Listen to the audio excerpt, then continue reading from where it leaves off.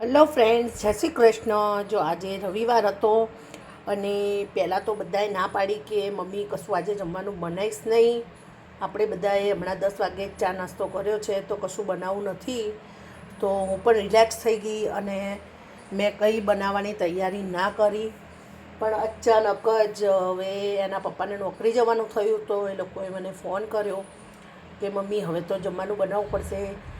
1 વાગે જમવાનું છે તો 10 જ મિનિટમાં શું બનશે? તો 10 મિનિટમાં બની જાય એવી રેસીપી છૂટા છૂટા ભાત અને ચોળા.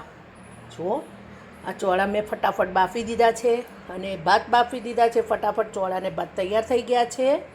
સાથે ખાવા માટે મેં થોડા મરચાં તળી દીધા છે અને હવે ચોળા અને ભાત ઉપર આપણે થોડું મસ્ત મજાનું સિંગ તેલ ચોપડીશું, મીઠું મરચું નાખીશું અને આનંદ લેતા લેતા ખાઈ લઈશું. એટલે આપણું કામ થઈ ગયું ફટાફટ.